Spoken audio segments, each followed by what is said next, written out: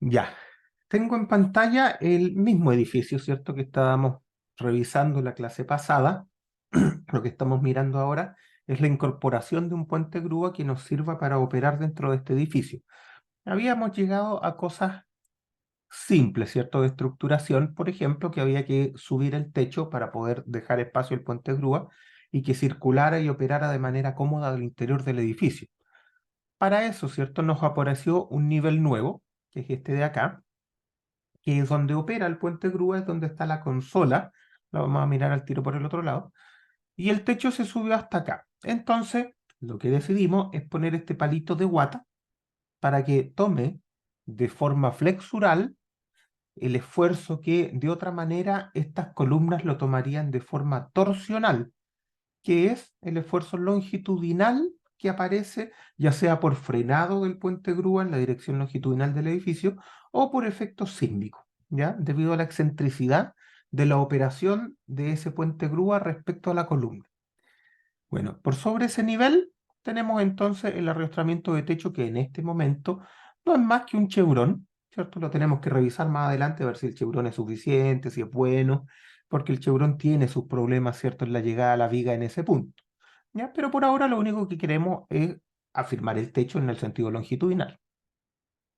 Bien, ¿cómo es que estamos haciendo llegar la viga portarriel a la columna? ¿Cierto? Ahí tenemos la consola donde se va a apoyar la viga portarriel, y eso es lo que produce en el sentido longitudinal, cuando hayan carga en el sentido longitudinal del edificio, que se genera una torsión en esta columna, y esa torsión es muy mala para la columna porque es de sección abierta, y los perfiles que son abiertos tienen muy mala rigidez para tomar torsión. Para evitar eso, lo que hicimos fue poner un palito, ¿cierto? En este momento está de guata, ¿cierto? Con el eje fuerte en el plano horizontal para que trabaje en flexión y tome esa torsión que de otra manera tomaría la columna, ¿ya? Eso es lo que nosotros queremos hacer con esto. Claro, trabajando de manera flexural es mucho más eficiente que la columna trabajando de manera torsional. Tenemos que mirar cómo resulta eso después, ¿ya? Bien, tenemos entonces la estructuración propuesta para el edificio. No sabemos si esta cuestión funciona o no, simplemente tenemos una estructuración propuesta. Entonces lo que vamos a hacer ahora, ¿cierto? Es definir la viga portarriel que necesitamos para la grúa que queremos que funcione al interior de este edificio. Cuando tengamos esa viga portarriel, la vamos a poner acá y para efectos de nuestro modelo va a ser un input, va a ser un dato, pero no la vamos a revisar con esto, sino más bien simplemente vamos a saber que esa es la viga portarriel que hemos decidido ocupar. Vamos a mirarla por fuera. Tengo acá, ¿cierto? El proyecto 3. Nosotros habíamos dicho que teníamos que tomar el proyecto 2 y ponerle una puente grúa de unas 5 toneladas. Y poco sabíamos de ese puente grúa. Bueno, yo aquí les doy algunos datos, ¿cierto? Para el puente grúa. Vamos a considerar un puente grúa de este tipo, ¿cierto? Que tiene una viga transversal, ¿cierto? Se mueve aquí el monorriel por esa viga, ¿cierto? El carrito que toma la carga y llega a estas vigas transversales que tienen 4 ruedas. Una, dos, tres, cuatro. No siempre las 4 ruedas son motrices. Dependiendo de la capacidad del puente grúa, pueden haber solo 2 motrices. En este caso, por ejemplo, en este dibujito aparecen 2 motrices, ¿cierto? Entonces, estas de acá son las que hacen las fuerzas longitudinales para que esta cosa se mueva, y estas de acá son rueditas donde se desliza. La verdad es que no es muy importante para nosotros eso, ¿ya? Lo importante es que tenemos aquí esa forma de puente grúa. Acá yo tengo los datos del puente grúa que en este momento son casi inventados, ¿ya? Nosotros sabemos, porque no tenemos el puente grúa, sabemos que la carga de levante es del orden de 5 toneladas. Ya vimos que después de tener la carga de levante no nos interesa mucho nada más. Realmente no nos interesa si se levantan 4, 3, 2 toneladas, da lo mismo. Lo único que interesa es la capacidad del puente grúa. El peso del puente grúa normalmente se parece a la carga de levante. Claro, esto tiene un montón de sutileza, porque depende de las luces, depende del tamaño, depende de un montón de cosas. ¿Tiene cabina, no tiene cabina? Depende de mil cosas, pero una buena estimación por orden de magnitud es que el puente, el peso del equipo se parece a la carga de levante, y eso es lo que vamos a utilizar aquí. Entonces yo dije, a ver, el puente grúa completo, que sería todo lo que estoy mirando acá, va a pesar como 5 toneladas. Y puse que el peso del carro, en este caso un carro nomás, no hay portacarro, el carrito, ¿cierto? Que sería como el monorriel que se está moviendo por esa viga, le puse que pesa 1 tonelada. Es un exceso, ¿ya? Es súper conservador que le haya puesto eso. Esto debiera pesar como 1/10 de la carga de levante, pero como tenemos muy poca información, esto es un criterio muy conservador, ¿ya? Solamente para hacer el cálculo. Y nos va a dar un cálculo que es relativamente realista con esto, ¿ya? Entonces, claro, entre esas dos cosas, entonces, entre el puente grúa completo más el carrito que se mueve, y es importante que el carrito se mueve, le puse 5 toneladas, que eso es lo mismo que la carga levante. Bien, entonces, ¿cuánto pesa esta grúa sin carga? 5 toneladas. ¿Y cuánto pesa la grúa cargada? 10 toneladas. Aquí yo inmediatamente estoy diciendo que estas 5 toneladas son carga sísmica, ¿ya? ¿Por qué? Alguien dirá, ya, pero es que, ¿y si la están usando cuando viene el sismo de diseño, si está cargada a su máximo, justo en el momento del sismo de diseño? Sí, podría ser. Pero típicamente cuando uno tiene un puente grúa que es de operación, o sea, que se ocupa siempre, puede tener algún porcentaje de carga durante el evento sísmico.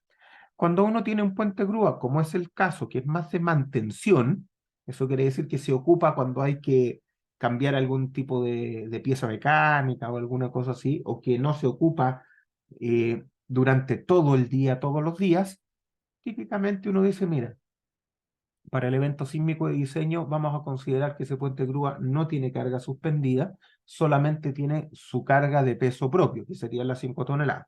Además, también hay un tema de que el cable, ¿cierto? Cuando uno tiene colgando esa carga, el cable no transmite corte. Por lo tanto, muchas veces uno dice, oye, pero es que eso no puede entonces cooperar con la carga sísmica porque no puede transmitir la carga al puente grúa. Bueno, eso es medianamente cierto, pero no tan cierto. Porque en realidad lo que tenemos es un péndulo, ¿cierto? Entonces tenemos una carga, ¿cierto? Que se está levantando o que se está moviendo. El periodo del péndulo depende del largo, ¿cierto? De nada más. Y entonces, cuando esta cosa está operando, ¿cierto? Primero se estira el ganchito hasta abajo, con eso el péndulo tiene un periodo largo, pero después la carga se levanta a un punto conocido y específico y se mueve por todo el edificio esta cosa. Bueno, ese largo más cortito es el que típicamente uno ocupa como constante durante la operación y eso tiene un periodo más corto. Y en algunos casos, ese periodo corto del péndulo podría acoplarse con el periodo del edificio, cuando los edificios son flexibles, ¿ya? Entonces ahí hay que tener un poco más de cuidado. Lo que normalmente nosotros tenemos es lo que les estoy mostrando acá. O sea, es bien raro que uno considere realmente la carga de levante como parte de la masa sísmica. No tiende a pasar por esto que les acabo de explicar, ¿ya? Entonces, en este caso, y sin pérdida de generalidad, vamos a suponer que el puente no está cargado para el efecto sísmico si es que lo miramos más adelante, que sí lo vamos a mirar, ¿ya? Bien, tenemos una masa sísmica entonces de 5 toneladas para el puente grúa. Separación de las ruedas. Luz de puente grúa. Bueno, la luz del puente grúa ya la definimos. Como estábamos entre ejes, ¿cierto? Estábamos entre el eje de esa columna y el eje de esa columna en 20 metros. Dijimos que la luz del puente grúa iba a ir del interior de la consola al otro interior de la consola, que es del orden de 19 metros, ¿ya? Entonces tenemos un puente grúa de 19 metros. 19 metros, ahí está. Separación de ruedas, ¿de cuáles ruedas? Estas ruedas de acá, la separación entre esa rueda y esta rueda, que es la separación entre las cargas, ¿cierto? Por sobre el riel de las vigas portarriel, aquí le puse 4 metros, que es un valor bastante común, ¿ya?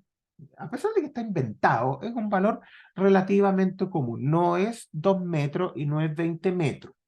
¿Ya? Entonces, este valor es normal, es bastante normal. A lo mejor puede subir a 5 o 6 metros, dependiendo del tamaño del puente grúa, ¿cierto?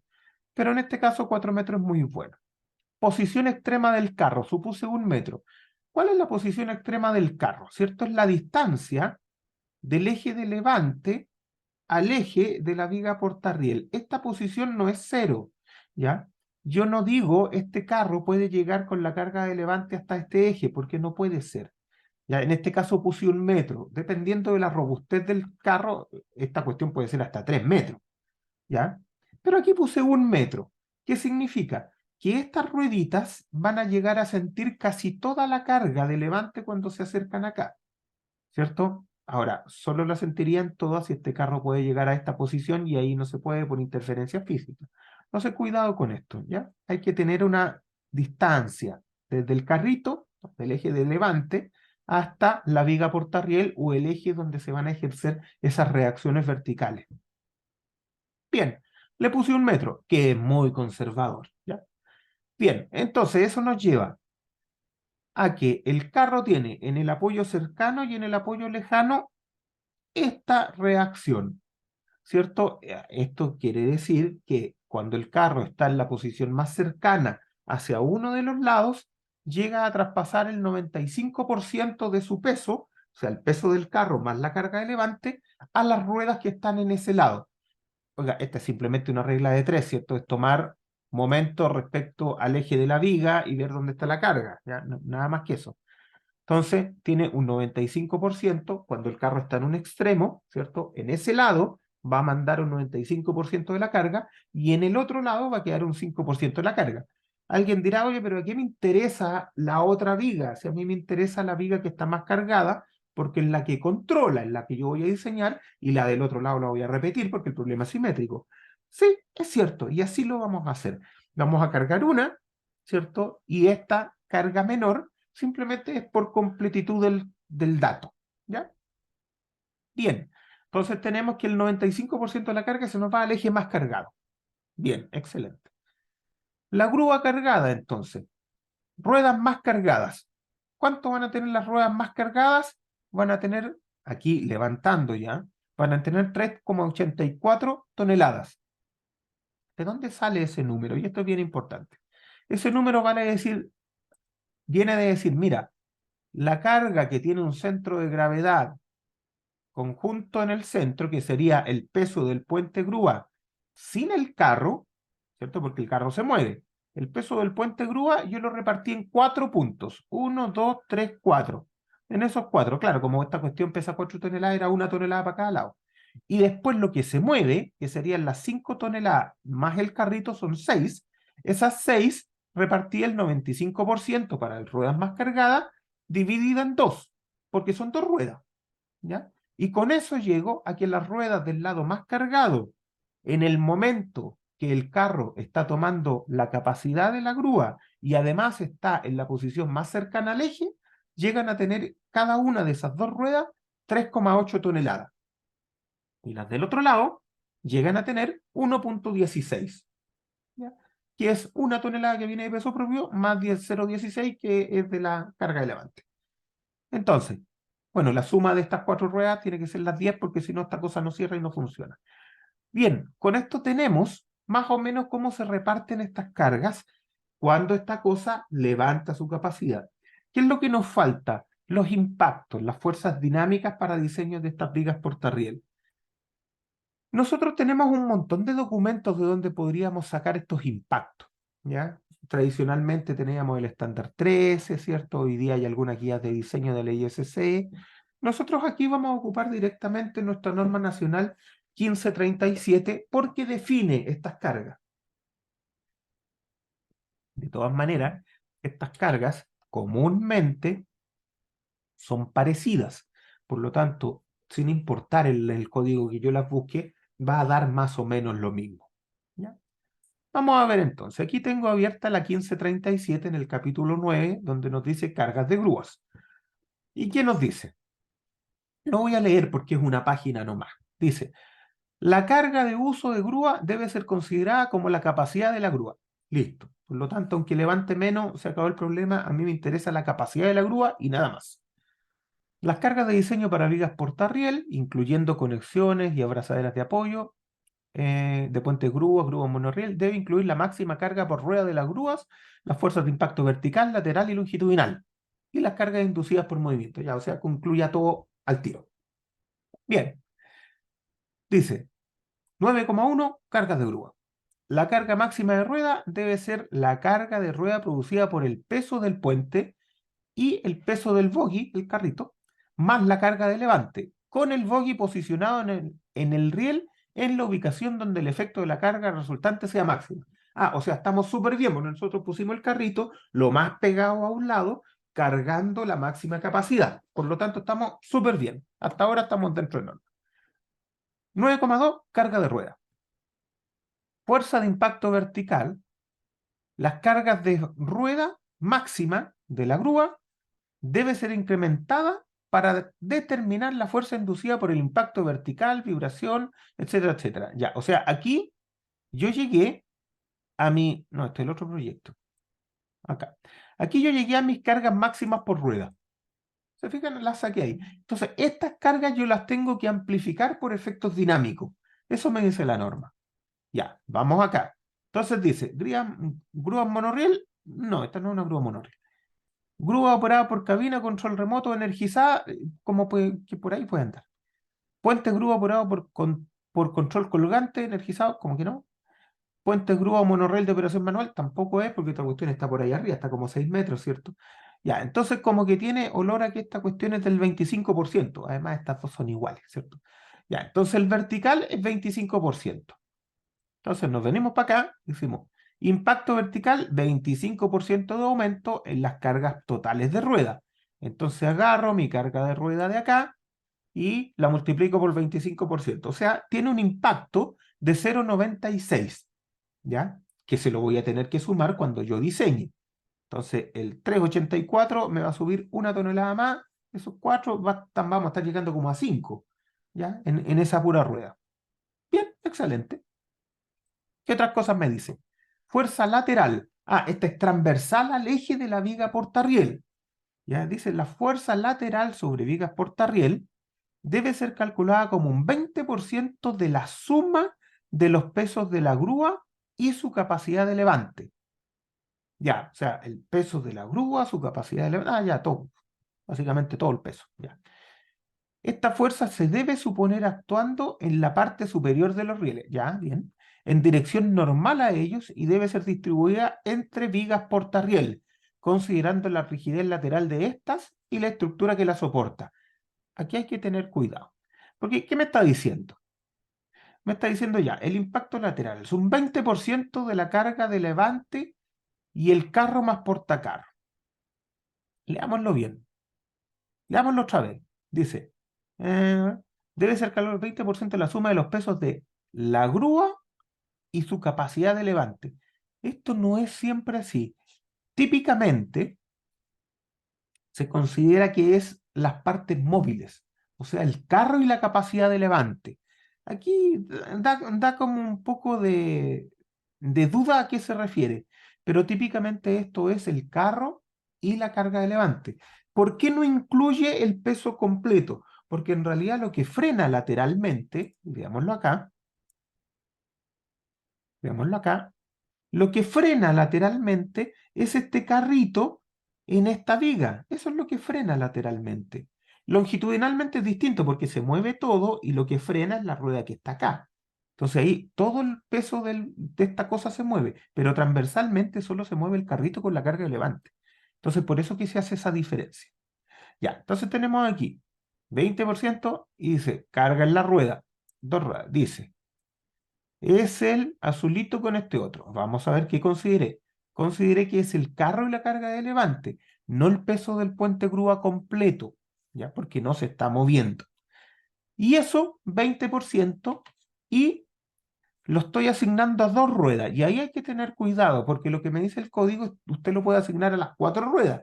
En este caso, dice, asígnelo lateralmente dependiendo de la rigidez lateral de sus vigas. Bueno, como yo voy a poner la misma viga a ambos lados, entonces yo podría repartir esto en cuatro ruedas en lugar de dos, ¿ya? Porque aquí lo que estoy diciendo es oiga, voy a repartir la carga transversal solamente en esta rueda y en esta rueda y en esta no.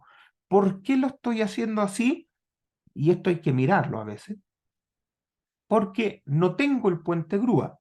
El puente grúa a veces en sus ruedas, ¿cierto? Las ruedas que van por arriba del riel tienen doble pestaña.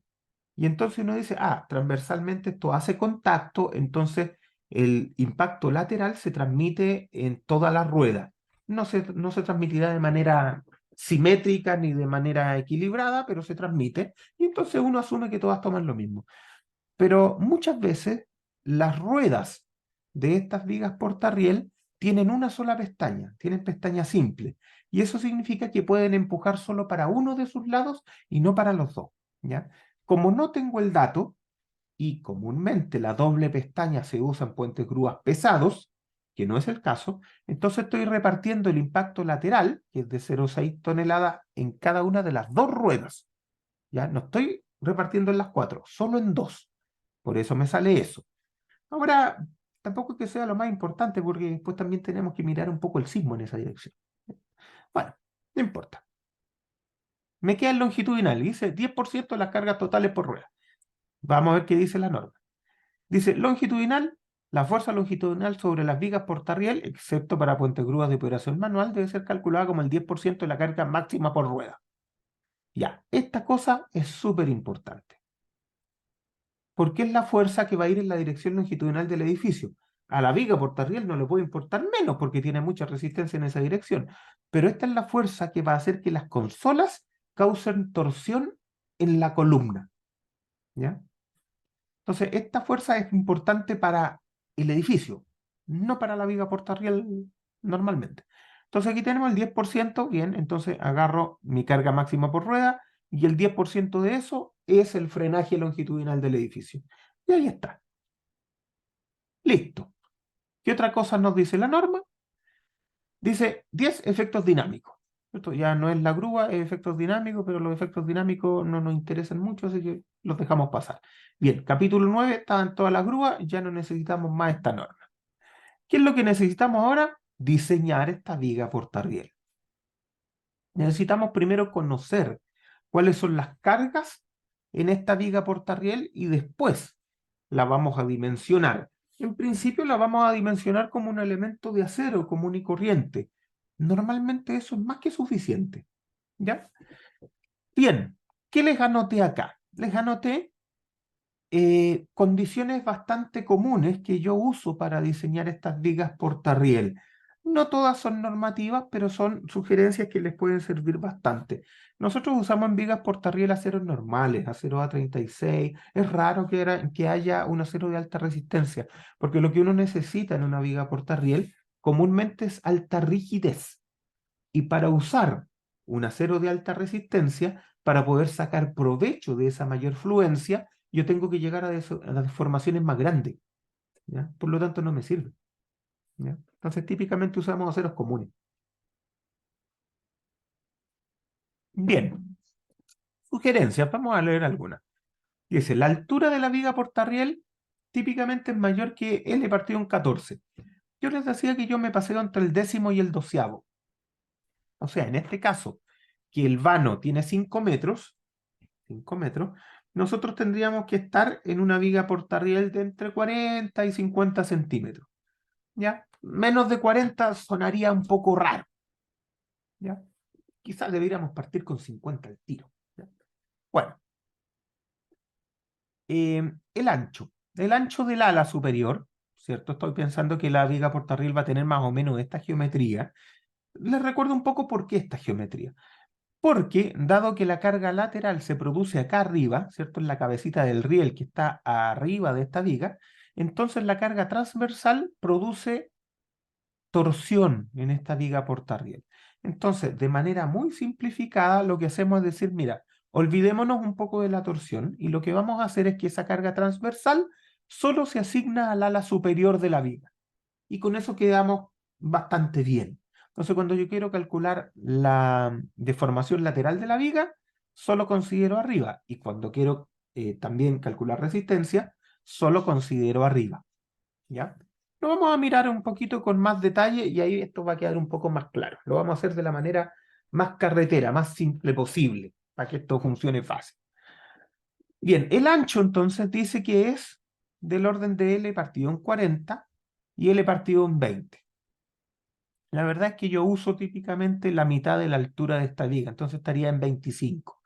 Claro, L partido en 40, y aquí dice, claro, esto puede ser bastante más chico, hasta L partido en 20. La verdad es que yo pensaría que el L partido en 20 es eh, un muy buen valor. Recuerden que ustedes necesitan rigidez lateral aquí también, ¿ya? Entonces, ojo con eso. Vamos a dimensionar ahora la viga. El ancho de la viga inferior dice que es el máximo entre 20 centímetros y la mitad de la de arriba. Claro, si la de arriba en este caso tendría 25, la de abajo me quedaría 12,5, no me caen los pernos. Tiene que ser por lo menos 20 para poner pernos a los dos lados. ¿Ya? Eso es una cosa práctica, para poder poner los pernos y poder conectar esta cuestión a las consolas. Después, el espesor, ¿cierto? Del ala superior. Dice que es menos de 4 veces el espesor del alma. ¿Ya? En general anda por el orden de 3. ¿Ya? O sea, si yo pongo un alma de 10 milímetros, esta cosa debería ser como 30. ¿Ya? Ahí hay que tener cuidado con los espesores de las almas. Típicamente nosotros ponemos espesores de alma bien bajitos, pero en las vigas portarriel es mala idea. Antiguamente, en las vigas portarriel se ponían almas delgaditas, pero eso me llevaba a poner atizadores de rigidez en esta viga, y eso es mucho más caro, y es mucho más jodido, y además puede causar deformaciones de corte. Entonces hoy día eso no se hace. Uno pone almas bastante gruesecitas en las vigas portarriel para evitar el poner atizadores de rigidez. Atizadores de carga en los apoyos siempre vamos a tener, ¿ya? Pero atizadores de rigidez no se usan hoy día en vigas portarriel. Lo que se estila es tratar de tener piezas que no tengan trabajo adicional innecesario, ¿cierto? Entonces aquí entre poner poquito acero y llenarlo de atizadores versus poner un poquito más de acero en el alma, se considera absolutamente más eficiente eliminar todos los atizadores. Lo que no se quiere hoy día es poner piezas más allá de lo necesario, o sea, donde no hagan falta atizadores, ese es el camino. Ahora, hay que tener cierta holgura con ese tipo de cosas, porque hay lugares donde tenemos que poner atizadores. Pero el atizador de rigidez no es algo que se quiera. ¿Ya? Bien, el espesor del alma mayor que 6 milímetros, el espesor del ala superior mayor que 12 y el espesor del alma menor que 70. Yo típicamente trabajo con menos de 60. ¿Ya? Entonces, podemos mirar una viga portarriel eh, propuesta. ¿Cómo me quedaría una viga portarriel? Veamos, vamos, no creo que necesite esta cuestión. Vámonos a este mismo, ¿cierto? Vamos a ir al define, ¿lo tengo en centímetros? Sí, ya. Centímetros. Entonces vamos a esta cosa y me voy a ir al Section Designer. Voy a aprovechar el mismo software, ¿ya? El mismo software, voy a ir al Section Designer y aquí mismo voy a ver cómo puedo diseñar esta viga portarriel, que la voy a poner en amarillo. ¿Ya? Entonces esta va a ser la viga portarriel. Listo. No check porque no me interesa. Section Designer. Entonces, ¿qué me salió? Me salió esta pantallita y aquí yo puedo empezar a modelar estas cosas. ¿Para qué? Bueno, esencialmente para sacar las propiedades y después también para incorporarla en el modelo. ¿Ya? Entonces, ¿cómo la vamos a armar? Vamos a armarla con una T y vamos a armarla con una canal por arriba. ¿Cierto? Eso es más o menos. Entonces, vamos a lo bruto, lo más simple. Esta va a ser una viga de acero A36. Tengo A36, tengo A36. Listo. ¿Dónde voy a poner el centro gravedal de abajo? La verdad es que me da lo mismo dónde situarlo. En X seguramente en 0 y en Y, a ver, ¿qué altura va a tener la viga? Partamos con 50 centímetros. Quizá es mucho, pero partamos con 50 centímetros. Bien, la altura 50 centímetros. Bien, el ancho de la T. Bueno, 20 centímetros porque es el mínimo que le podemos poner. Espesor, ¿cierto? El espesor del ala. el ala de la T sería el ala inferior. Y yo no le pondría muy poco, yo partiría ahí con unos 10 milímetros por lo menos. ¿Ya? Entonces dejémoslo en 1. Estamos probando. El espesor del alma, ¿cierto? Aquí tenemos 50 de altura y para que no nos moleste los 60, ¿cuál será? ¿Cierto? Seamos bien simples, 50 de altura dividido en 60. ¿Cuánto me da? Me da 83. O sea, tenemos que partir con 8 milímetros. Quizás deberíamos ir al tiro a 1 centímetro, pero pongámosle 8 milímetros para empezar con algo. ¿Ya? 8 milímetros. Y esta, hay que dar la vuelta completa, así que le vamos a poner 180. Ya, pongamos entonces que ese puntito va a estar más o menos en los 25 de altura. Ya, listo. ¿Estamos listos? Ya, ahí me quedó la T. Ahora veamos la canal superior. La vamos a hacer también de A36. Bueno, el X tiene que ser 0, ¿cierto? Ya, la altura de canal, que sería el ancho de ala. Si estamos usando 50 de altura, esto tendría que tener unos 25 más o menos, ¿cierto? Más o menos. El ancho, dice que el ancho de canal es el ancho de ala. No tenemos claro si necesitamos atizadores o no, pero comúnmente los necesitamos. ¿Ya? Partamos probando esos atizadores como planchas de 10 centímetros, más o menos. Después vamos a ver si se ven bien o no. Ya, espesores. Yo creo que lo más razonable, porque esto va a ser un elemento armado, ¿cierto? Una viga armada, es que el espesor de estos atizadores de ala y el espesor del ala sea más o menos el mismo. Partamos con unos 12 milímetros, ¿cierto? Para tener un mínimo respecto a lo que teníamos nosotros considerado en las recomendaciones. Entonces pongámosle 12 milímetros. Ya. Rotación, sí, hay que rotarla. Y esta hay que rotarla unos 90 grados o menos 90. Bueno, no sé, si me la hace al revés me devuelvo y la arreglo. ¿Y dónde tendrá el X de inserción? Ya, si esto tiene 10, entonces esto tiene 50, me devuelvo 5, como 45. Veamos, 45. Y me la puso al revés. O sea, había que, perdón, ahí, perdón. Había que ponerla para el otro lado. Entonces me devuelvo para acá y donde decía 90, en realidad era menos 90. Listo. Y ahí quedó. Tiene un detalle. ¿Cuál es? Y que esta T tiene 50. Por lo tanto, aquí tengo un pedazo de material que me lo está considerando 2 veces.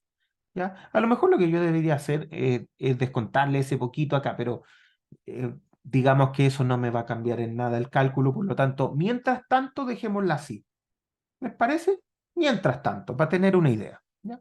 Entonces, ¿qué es lo que me interesa a mí? ¿Por qué la puse acá? Básicamente porque yo quiero ver las propiedades. Entonces, veamos, ¿me puede mostrar esta cuestión? Sí, ahí dice. Entonces, la divide, la discretiza con un modelo de fibra y me da las propiedades, que es lo que a mí me interesa. ¿Cierto? Acá están todas las propiedades, ¿cierto? Entonces, agarro esta cuestión, me voy aquí a mi proyecto. eh, Aquí está el proyecto. Me voy a mi proyecto y voy a empezar aquí a calcular o a verificar esta cosa. ¿Ya? ¿Por qué me puso material ese? A lo mejor me equivoqué y le cambié el material en algún momento. Vamos a revisarla. La canal es de acero A36. La T es de acero 36, ¿sí? Y... mira, aquí ve que no soy bruto, le había puesto acá esto. Pero bueno, es irrelevante porque las piezas las hice de acero. Ya, ok. Ya, entonces me voy para acá. ¿Dónde está mi proyecto? El otro proyecto el que necesito, este. Ya. Entonces, vamos a mirar aquí algo que puse. Ya tengo presentada la primera opción de viga portarriel. Este es un proceso iterativo como cualquier tipo de diseño que nosotros hacemos. ¿Ya? Entonces, lo que necesitamos son los eh, solicitaciones para poder revisar esta viga portarriel desde el punto de vista de la rigidez y de la resistencia. Lo primero es saber cuáles son las cargas que van a producir esfuerzos al interior. Perdón. yo voy a tener este modelo. Este es el modelo más típico que tenemos, ¿cierto? Que son dos cargas verticales, ¿cierto? Iguales, muy parecido a lo que tengo acá, que se mueven en una viga simplemente apoyada. Claro, la separación entre estas cosas es A. ¿Cuál es el momento máximo que estas cosas generan en esta viga? No es cuando una de las ruedas está al medio y no es cuando el centro de gravedad de las ruedas está al medio. ¿Ya? Esto simplemente lo saqué de una tabla porque no tiene ni un sentido hacer una carga móvil para esta porquería de ejercicio, ¿cierto? Entonces, ¿cuál es el momento máximo? Bueno, ese es, ¿y cuándo? Cuando el A está, por ahí dice, bajo la rueda, cuando X es igual a un medio de L menos A medio, ya. O sea, cuando esta cuestión está un poquito más allá. Ese sería el momento máximo. Claro que eso se produce cuando las cargas están relativamente cerca comparado con el largo de la viga, en este caso la viga portarriel, que no es el caso que tenemos aquí, pero probablemente sea el caso que ustedes tengan en su tarea, que es calcular una viga portarriel. Entonces, nosotros aquí tenemos que la separación entre ruedas es 4 metros, pero la separación entre columnas del marco, ¿cierto? Entre columnas del marco es 5 metros. Por lo tanto, claramente el momento máximo se va a producir cuando una de las ruedas esté al medio y la otra rueda esté en el vano del lado, ¿ya? Entonces nosotros vamos a tener momento máximo con una sola rueda al medio, ¿ya? Y eso es tremendamente importante. Después nos vamos a dar cuenta, ¿cierto?, que para la carga lateral es exactamente lo mismo. Entonces, sabiendo eso, y lo pueden hacer con una carga móvil o lo pueden hacer con esta misma ecuación que les estoy mostrando, nosotros ya podemos empezar a evaluar los momentos de diseño que va a tener nuestra viga portarriel. Y eso es lo que vamos a hacer ahora, ¿cierto? Vamos a decir, ok, tengo mi viga portarriel propuesta y la voy a revisar. ¿Qué es lo que necesito? Necesito cargas de diseño. Voy a necesitar un B de diseño. Vamos a diseñar en ASD, así que va a ser un B sub A. Voy a necesitar un momento, ¿cierto? Y voy a necesitar una carga axial. La carga axial por el momento la vamos a despreciar porque en realidad esa carga únicamente me sirve para las columnas y a la viga no le puede importar menos, ¿ya? Entonces, corte en el eje fuerte. ¿Cuál va a ser el corte? Ojo, el corte no va a ser poner la ruedita al medio y mitad para cada lado. No, el corte máximo se produce en una condición distinta que el momento máximo. El momento máximo se va a producir cuando una de las cargas esté al medio, porque están suficientemente separadas, ¿ya? Pero el corte máximo se va a producir cuando una carga esté llegando al apoyo y esté infinitesimalmente, en este caso, hacia la derecha, porque el apoyo va a tener una reacción que va a ser igual al corte, y eso va a ser toda la carga de una más la segunda carga tributando lo que se pueda. Claro, como la segunda carga está a 4 metros, todavía me va a sumar un poco, me va a sumar re poco, pero me va a sumar un poco. Entonces vamos viendo. Si el P es 1, ¿cierto? ¿Cuánto va a valer el corte? Dice, o la reacción 1, dice que va a ser igual a P, en este caso 1, por 2 menos. ¿Cuánto vale A? 4 metros. ¿Cuánto vale L? 5 metros. O sea, si esta carga vale 1, el corte máximo va a ser 1,2. Ahora, ¿cuál es el corte máximo? Ese P no es 1. ¿Cuánto vale este P? ¿Cierto? ¿Cuánto vale? De acuerdo a lo que nosotros tenemos aquí evaluado, ¿cierto? Este P tiene que valer la carga máxima, esta la carga máxima por rueda, esa de ahí, esa, más su impacto vertical, ¿cierto?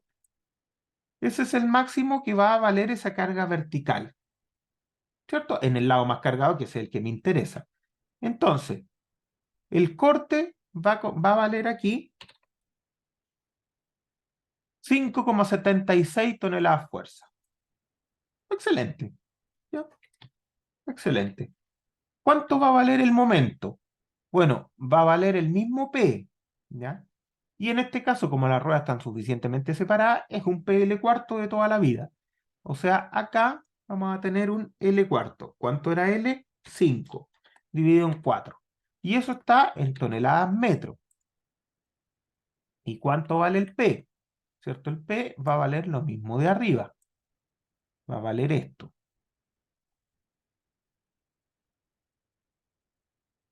Va a valer esto. Ahí tengo P, L cuarto. O sea, vale 6 toneladas metro. Bien, parece que con eso estamos bien. Pero aquí tenemos las cargas en el eje fuerte de la viga. Todavía nos faltan las cargas en el eje débil de la viga. ¿Ya? Entonces ahí tenemos que tener cuidado. Para identificar esto, le vamos a poner que estas son las del eje fuerte, pero todavía nos faltan las del eje débil. Entonces, vamos a analizar aquí cuáles son las que van en el eje débil. Por una deformación profesional, uno dice eje fuerte X, eje débil Y, pero ustedes le podrían poner lo que quieran. ¿Ya? Bien, para el otro lado, ¿cuáles serían las cargas? ¿Cierto? Otra vez va a ser geométricamente lo mismo, lo que cambia el P. ¿Cuál es la carga lateral? Bueno, que hay una sola carga lateral, entonces eso lo hace bastante fácil.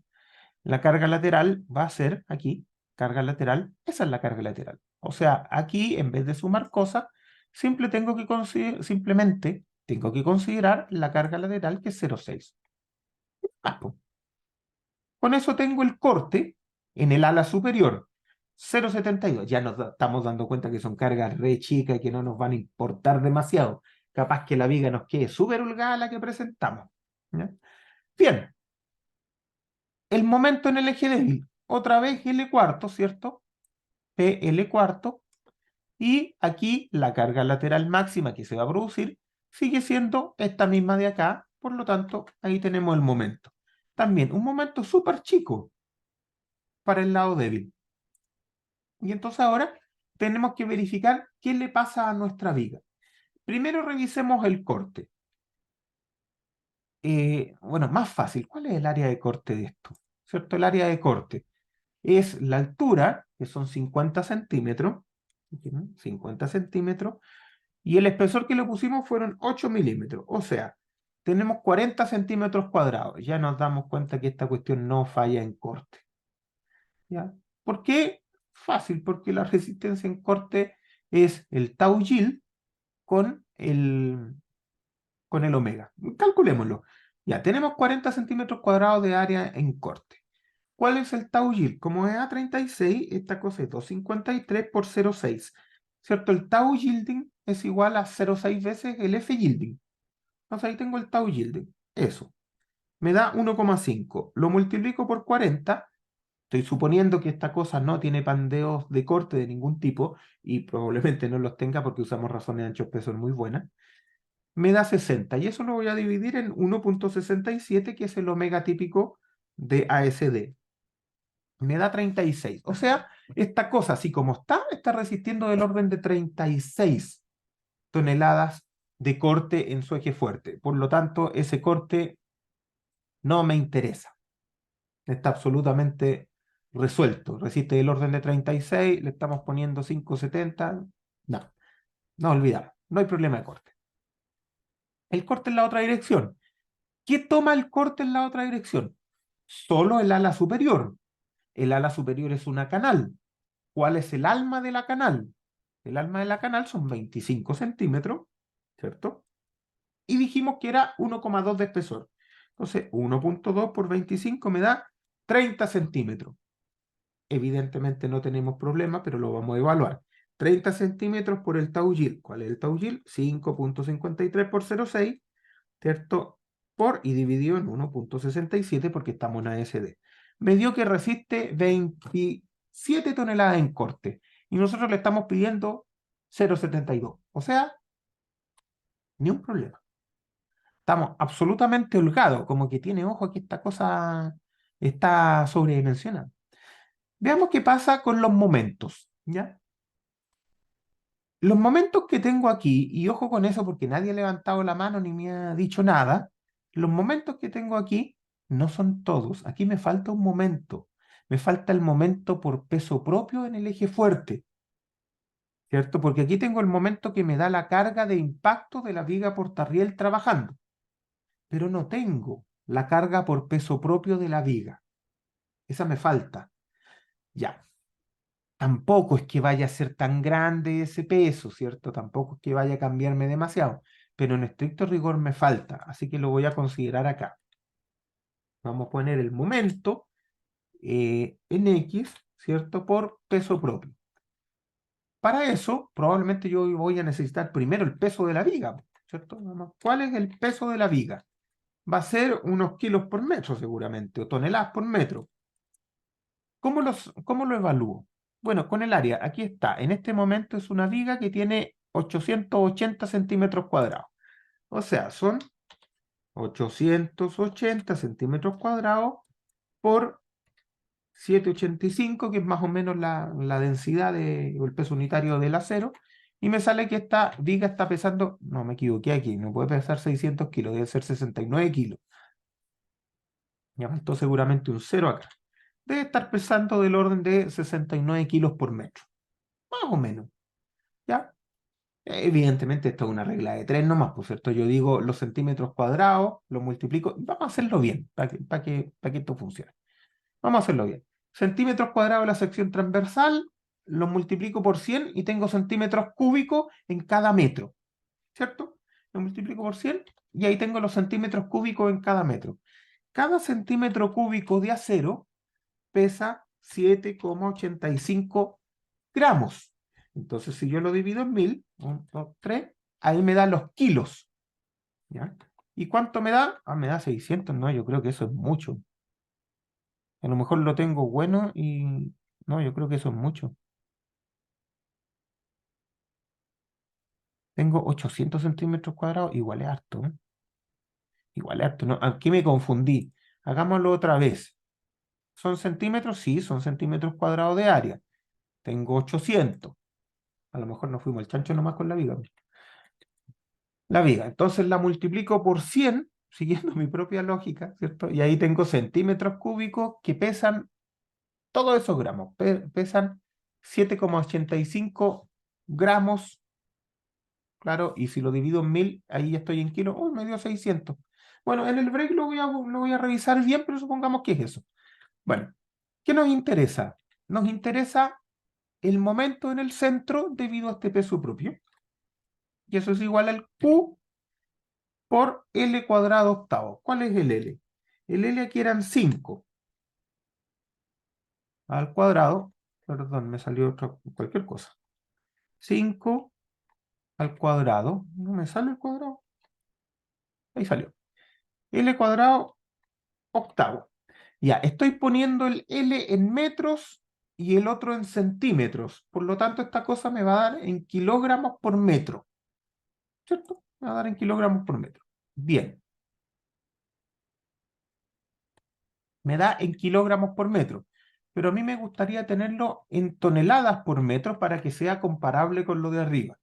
Entonces, estos kilogramos por metro lo voy a dividir en 1000. 1, 2, 3, y ahora ya lo tengo en toneladas por metro.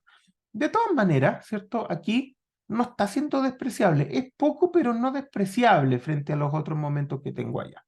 ¿Ya? Entonces, teniendo ya todas estas solicitaciones, ahora sí yo puedo evaluar la viga portarriel.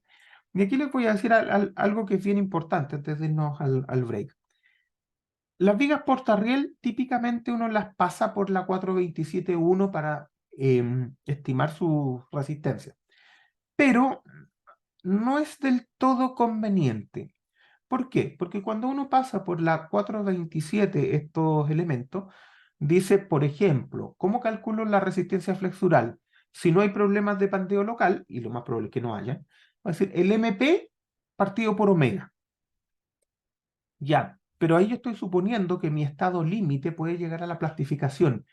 Y esto no es un elemento estructural típico, no es un elemento tipo viga, columna, ni de ese tipo. Esto es un equipo. ¿Ya? Y en el equipo yo tengo que controlar funcionalidades que son diferentes.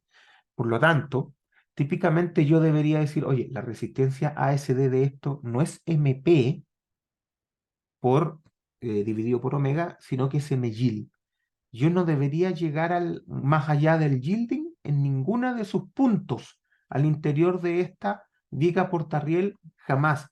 Entonces, típicamente estas cosas, más que a nivel de plastificación de sección, yo lo que controlo es la tensión máxima en cada punto. Y la tensión máxima en cada punto normalmente la llevo a que nominalmente no pueda pasar del yielding, y entonces en ASD no debería pasar del yielding dividido en omega. Entonces típicamente aquí yo voy a tener un F bending, que es un F admisible, ¿ya? Que lo voy a calcular como el yielding, que es 2.53 dividido en omega, 1.67, que me da eso, 1,5. Y estas son toneladas fuerzas dividido en centímetro cuadrado, ¿cierto? Típicamente yo voy a necesitar algo más parecido a esto cuando estoy hablando de equipos, ¿ya? Ojo, aquí es donde viene la diferencia grande cuando yo trabajo entre un equipo o un elemento estructural. No siempre el criterio es no llegar al yielding. Hay otros casos en equipos de proceso, por ejemplo, que yo podría pasarme del yielding si yo estoy hablando de tensiones concentradas, ¿ya? Pero en este caso, en la viga portarriel, yo quisiera que en cada fibra de la sección no me pasara de esto, porque estoy trabajando en ASD, ¿ya? Entonces vamos a tratar de tener esto como límite para nuestra viga, ¿ya? Eso. Vamos a parar aquí un minutito. Vamos a ir 10 minutos al descanso y volvemos. Ya, voy a pausar. Ya, en el intertanto revisé cuál era el problema y por alguna razón que desconozco, las propiedades que había traído para acá no estaban correctas. Las volví a pedir y ahí cambiaron mucho y parecen bastante más correctas. La viga estaría pesando 85 kilos por metro, que es algo bastante más razonable, ¿cierto? Con eso nos queda un momento en el eje fuerte de 0,3 toneladas metro. La verdad es que empieza a ser bastante despreciable respecto al que produce la carga de levante con impacto, ¿ya? De todas maneras lo vamos a considerar ahí, no hay ningún problema. ¿Qué es lo que nos importa ahora? Calcular las tensiones en los distintos elementos. Si ustedes se fijan, la forma de nuestra viga portarriel, voy a volver acá, la forma de nuestra viga portarriel no es simétrica, ¿ya? El eje, de hecho, de nuestra viga portarriel, ¿dónde está? Aquí está el I, ¿cierto? El I sub G, 31 centímetros, o sea, el centro de gravedad, se quitan los 25, está acá, como a 31 centímetros. Eso quiere decir que al flectar, ¿cierto? Las tensiones en el eje fuerte son más grandes acá abajo que acá arriba. Claro, porque si el centro de gravedad está más arriba, las fibras más lejanas van a estar acá abajo, no arriba. Pero ojo, que eso es para la flexión en el eje fuerte. Para la flexión en el eje fuerte, las tensiones van a ser menores arriba, pero para la flexión en el eje débil, yo voy a tener tensiones solo arriba, porque acuérdense que en la dirección débil de la viga solo va a trabajar la canal superior y no el ala inferior. Entonces, mientras abajo solo va a trabajar para la flexión en el eje fuerte, arriba va a trabajar para la flexión en el eje fuerte y en el eje débil. Y ahí es donde tengo que hacer este control de tensiones. Veámoslo. Veamos. Primero, el FVX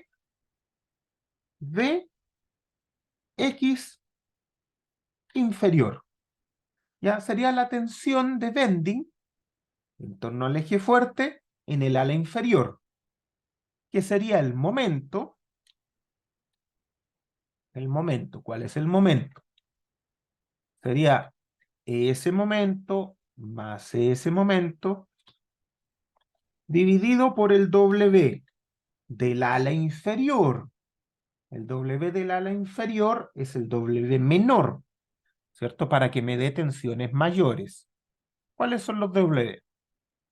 Aquí hay un montón de cosas. Los Z no nos sirven porque no vamos a llegar a las platificaciones.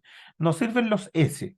Ya, el S22 es el mismo en los dos casos, claro, porque el eje, perdón, el elemento es simétrico respecto al eje vertical, pero el S33 el que me interesa es 2170 para el lado positivo, o sea, para arriba, y 1338, 1340 para el lado inferior, que es el que me interesa ahora. Entonces aquí 1340. Me dio una cosa rara. ¿Por qué?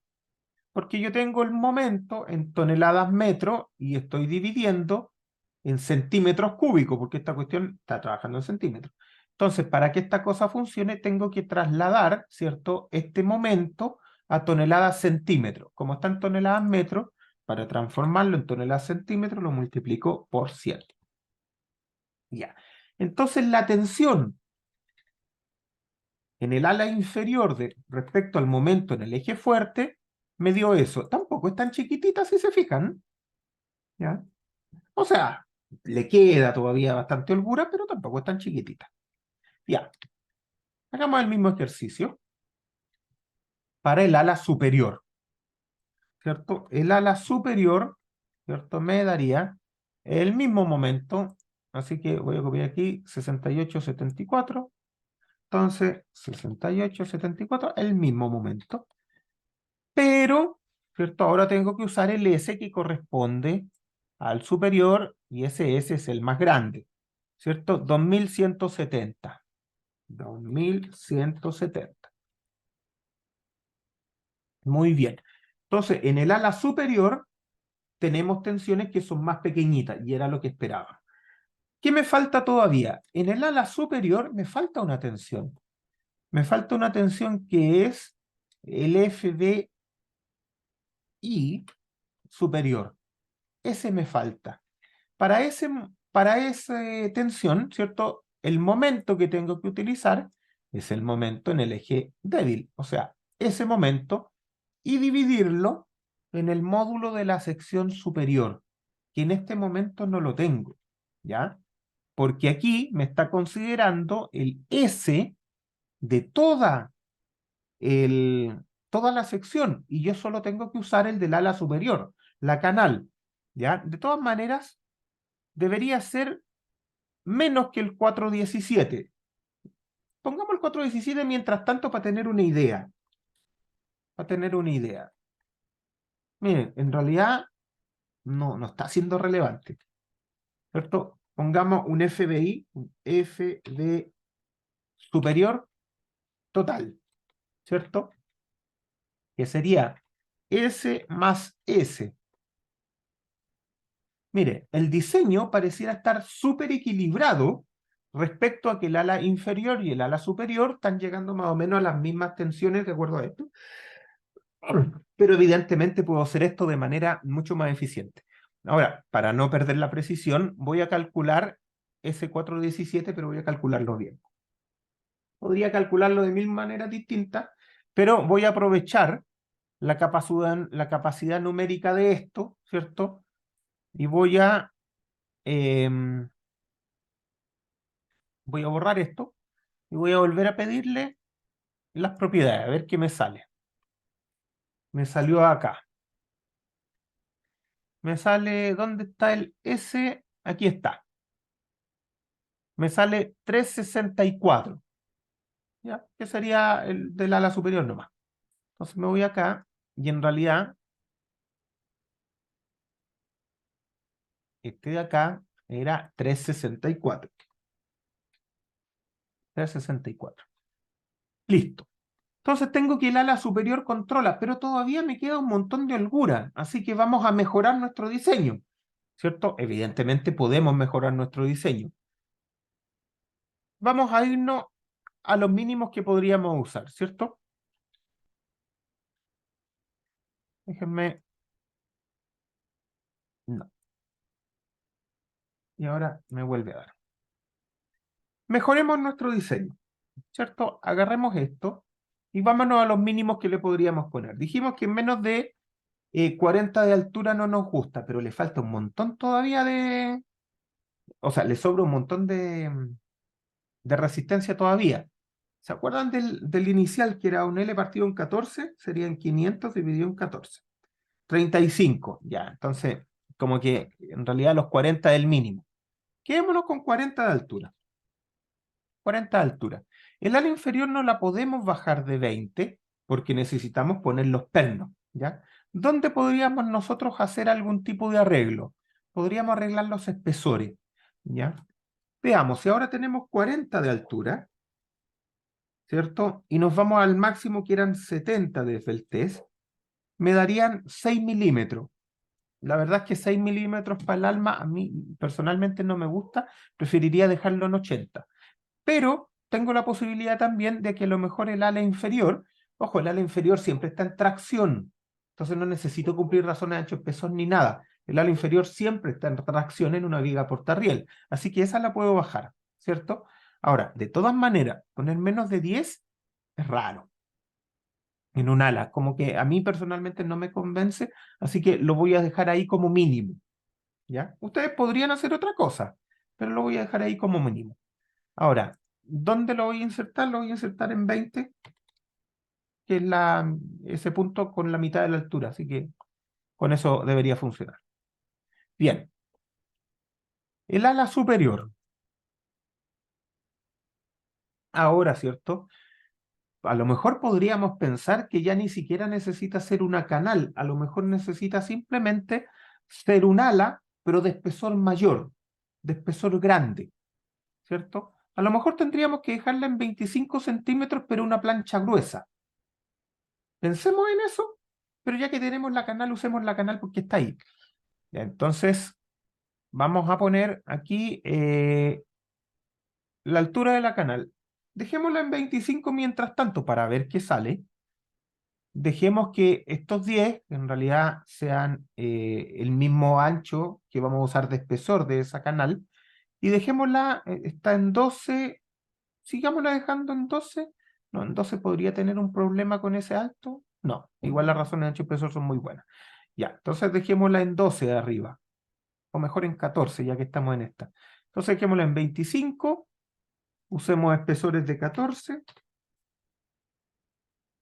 espesores de 14, este ancho, dejémoslo en 14 también, y esto de acá tendríamos que dejarlo como en 20. No, ese no, perdón. Este de acá no, tendríamos que dejarlo en 40. 40 ahí es donde la vamos a insertar. Ya, a ver cómo me quedó. Quedó así. Entonces, lo que estamos haciendo es tener nuestra T que sigue siendo mínima, no hay mucho más que le podamos hacer.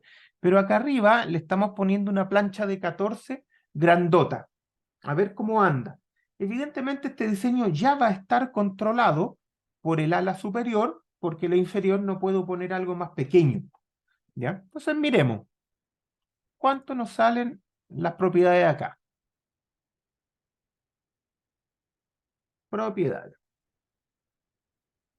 Ojalá que estén buenas. Sí, 35 parece que están buenas. Ya. A lo mejor nos fuimos para el otro lado, pero veámosla. Lo primero, ¿cierto? El peso propio depende del área. ¿Cuál es el área? 85. Entonces ahora le bajamos a 85 y parece que mucho menos no podemos poner. Ya. El S inferior, ¿cuánto es? 10,22. 10,22. Entonces el ala inferior ya quedó holgada y no hay mucho más que pueda hacer. El S superior, que es el más chico, 14,21.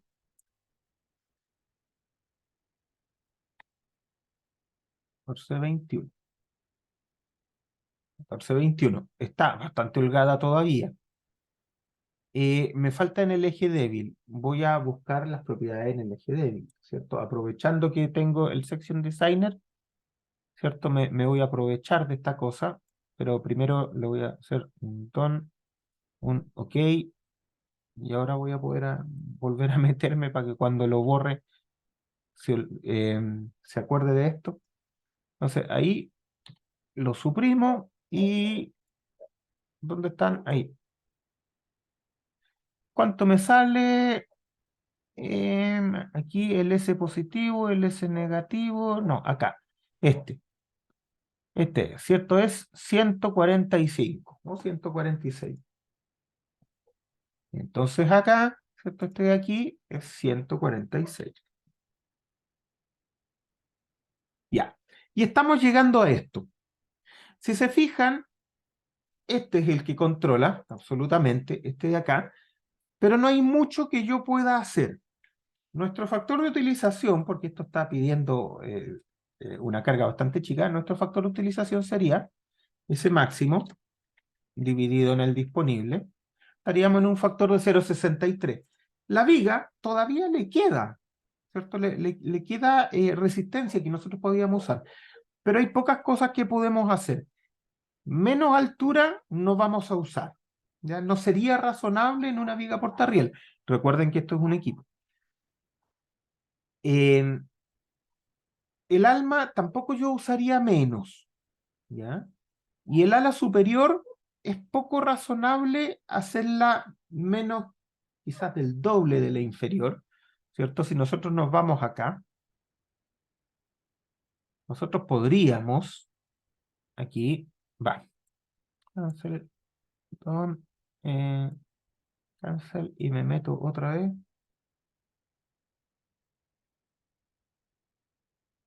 Ah, no me guardó nada de lo que había hecho.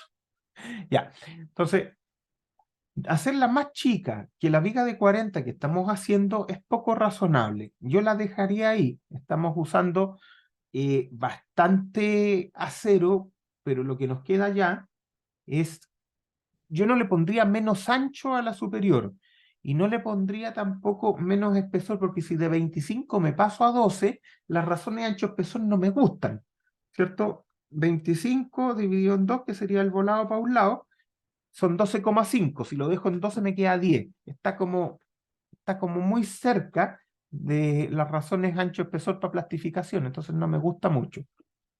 Y hay una cosa que nos falta, que aquí no hemos visto, y es que necesitamos una rigidez horizontal que todavía no hemos verificado. Esa rigidez horizontal la vamos a ver cuando modelemos esto, cuando le pongamos las cargas y veamos cuánto se nos deformó hacia el lado.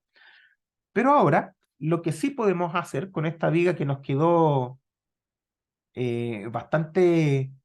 No, la voy a cambiar antes de... Va, la voy a volver a cambiar antes de salir. Lo que podemos hacer con esta viga ahora es verificar la parte sísmica, que típicamente la dejamos para el final. Pero ahora que esta viga nos quedó holgada, podemos verificar si tiene resistencia sísmica suficiente, ¿ya? Entonces, rápidamente la voy a corregir con lo que habíamos visto, ¿cierto? Que dijimos que quedaba en 1 y en 8, simplemente le íbamos a quitar altura, la íbamos a dejar en 40 y entonces la íbamos a insertar en 20. Eso era todo lo que íbamos a hacer acá.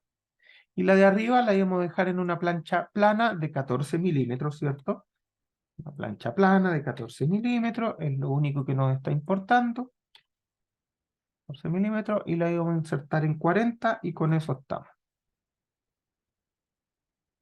Hoy lo hice mal, me equivoqué, ¿cierto? Claro, no, esto era 25 y esto otro era 14. Ahí sí, ya. Entonces, esa es la viga portarriel que nosotros tenemos en este momento. Nos interesa la parte sísmica. Fíjense dónde está esta viga portarriel. Está aquí, está como a 6 metros de altura y el edificio tiene 8 metros de altura, más o menos, ¿cierto? ¿Cómo nos dice nuestra norma, ¿cierto? La 2369-2023, que debemos tratar equipos montados sobre estructura? Evidentemente este es un equipo, ¿ya? Fuerzas para el diseño sísmico. Ojo, primero que todo decir que el capítulo 7 es un capítulo únicamente para equipos anclados a la estructura. No es para equipos que puedan despegarse de la estructura. Y ahí hay que tener cuidado. Si yo tuviera un equipo móvil con la posibilidad de levantarse o desvincularse, entonces no me sirve el capítulo 7. Por ejemplo, una grúa portuaria donde las patas se levantan, ahí no me sirve el capítulo 7. Pero en este caso me tengo que dar cuenta que no existe una condición para la que el puente grúa se vaya a despegar de los rieles. Por más que yo le ponga carga sísmica para el lado, eso no va a volcar porque es planito, ¿cierto? Entonces, como no se va a despegar de los rieles, este capítulo puede ser suficientemente bueno para eso, ¿ya? Entonces veamos, ¿qué dice? Fuerzas para el diseño. En general va a ser esta. La fuerza va a ser el QP, ¿Qué es eso? El esfuerzo de corte que presenta en la base del elemento. Ya, pero tendría que tener entonces el corte en la base del elemento y sacado del modelo. Ya, y muchas veces yo no tengo el modelo. Típicamente cuando uno quiere revisar equipos sobre estructura es porque no tiene el modelo. Yo aquí lo tengo, pero todavía no llego a esa parte. Después, tengo varias opciones, ¿se fijan? Y yo tengo que elegir alguna de todas estas para poder determinar cuáles son las fuerzas en ese equipo. Vamos a leerlas todas porque esto la gente no las lee nunca. Dice, fuerza Palesi, dice, la fuerza horizontal se debe aplicar en el centro de gravedad del elemento, sí, claro, tiene todo el sentido del mundo, o equipo, y debe ser distribuida de acuerdo a la distribución de masas. Ya, sí, tiene sentido. En caso que el equipo secundario o equipo haya sido incluido en la modelación, supongamos que no. Entonces esto ya no me sirve. Si el equipo no necesita ser incluido en la modelación de la estructura, salvo para su masa, es en nuestro caso, ¿cierto? Entonces el diseño de elementos secundarios se hace así. Dice, es una sub K por R1 partido en RP. Ya, fíjese lo que está haciendo acá. Me voy a acercar más a esto.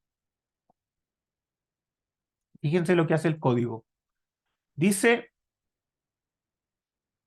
es un R1 RP. Claro, está diciendo con esto que en realidad la fuerza yo la multiplico por R1, que es el R de la estructura, con lo que vuelvo a la condición elástica. Y lo divido por RP, que es el R del equipo. Por lo tanto, básicamente es una regla de 3 para decir el R local del equipo es distinto al R de la estructura. ¿Se fijan? Entonces, súper importante eso. El R local de un equipo siempre es más bajo. Vamos a ver la tablita para ver cuáles son los RP disponibles que tiene el código. Aquí están los RP. Dice, equipos o elementos rígidos o flexibles construidos con materiales o componentes no dúctiles. Equipos eléctricos, mecánicos sin sistema de anclaje dúctil, evidentemente estamos en ese caso. El RP es 1.5.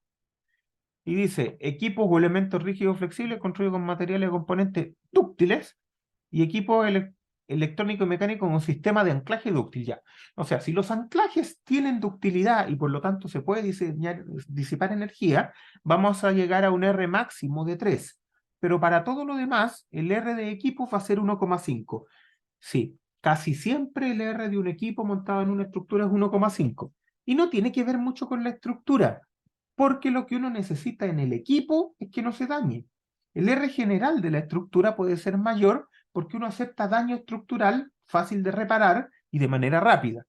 Claro, básicamente en acero significa poner planchitas, cambiar algún elemento y eso se puede.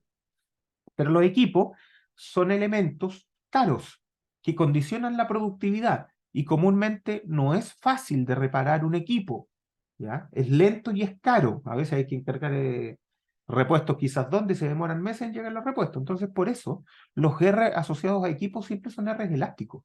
El 1.5 es un R de respuesta elástica en esta norma, ¿ya? O esencialmente elástica. Por eso que casi siempre llegamos a eso. Entonces sepamos, tenemos R1.5 para este caso. Para las vigas portarriel, tenemos un R1,5. ¿Ya? No queremos que las vigas se estén plastificando durante el sismo, ni nada que se le parezca. Bien, sigamos mirando qué cosa nos entrega el código. Ya, si lo tengo en el equipo después, si el equipo no necesita ser incluido, pero tengo su masa, ya, mida la aceleración en el nivel. Ya, tampoco la tengo, vamos a decir. ¿Hay alguna otra opción? Sí. Dice, cuando no se ha realizado un análisis específico, ya, supongamos que eso es. Me dice ocupe esto, que es A sub K. ¿Y cómo calculo el A sub K? Ya, aceleración en el nivel K del equipo montado. Ah, y evalúela así. Hagamos eso. Supongamos que no tenemos ningún dato. Entonces vamos a ocupar esto de aquí, ¿cierto? Vamos a ocupar esto de aquí. Vamos a ocupar también esta aceleración. Y parece que con eso andamos. Ya, veamos. ¿Qué nos ofrece el código como fuerza sísmica para diseñar cuando no tenemos datos? Primero, parece que tenemos que calcular un A sub K. Ya, calculemos el A sub K. ¿De qué depende el A sub K? Ah, depende de un ZK y de un H. Entonces depende de un ZK y depende de un H. ¿Qué es el H? Es la altura del edificio. En este caso lo miramos y tenemos 8 metros. Perdón, tenemos 8 metros. ¿Qué es el ZK? Es el nivel donde está puesto nuestro equipo. Y en este caso son 6 metros. Perdón, son 6 metros. 6 metros. ¿Qué otras cosas me aparecen aquí? Me aparece el A sub 0, el S y el I. ¿Cierto? Nosotros, en nuestro proyecto 2, ¿cierto? Porque este es un Aló, arreglo del proyecto 2. ¿Sí? ¿Quién me está hablando? ¿Sí? ¿No? Bueno, si me quieren hablar, prendan el micrófono nomás. Ya. Si tienen, tenemos nuestro proyecto 2, que es donde definimos las cosas sísmicas, ¿cierto? Dice suelo tipo B, y parece que nada más, suelo tipo B nomás. Eso es todo lo que necesitamos también. ¿Y la zona dónde está en Tocopilla? Ah, eso es zona 3. Bien, esto seguramente le dimos importancia normal, que eso es 1. Entonces necesitamos conocer. Ay, me mareé con tantas cosas abiertas. Necesitamos conocer qué cosa. El S y el A sub 0 y el I. El I ya lo conocemos, es 1. De todas maneras, por completitud lo vamos a poner aquí, es 1. El A sub 0, como es zona 3, el A sub 0 es 0,4G, ¿cierto? 0,4G. Y el S, como es suelo 2, también es 1, pero lo vamos a verificar. Vamos a verificar acá, ¿cierto? Perdón, vamos a verificar acá los parámetros del suelo. Nos vamos a la tabla de suelos. Aquí está. Tabla de suelos, el B tiene S igual 1. Bien, entonces nos devolvemos acá. Tenemos todos los parámetros, el I, el A sub 0 y el S. Entonces, ¿cuánto vale la sub K? Va a valer 1,2 por S, por A sub 0, por I, por la amplificación lineal en altura, que es cierto, esto es un triángulo invertido, ¿cierto? Que 1 más 2 por ZK partido en H. Me da 1,2 como coeficiente sísmico lateral. Es bastante grande, ¿eh? Bastante grande. Bien. Tenemos que evaluar también un casus P. Y aquí es donde hay que tener alto cuidado, ¿eh? ¿En qué es lo que es el casus P? Miren, fíjense, normalmente la gente usa el casus P como 2, ¿ya? Pero démosles una miradita. ¿Dónde está el 7? Esto que les voy a decir es re importante, así que si están durmiendo, despierten un poquito. El casus P.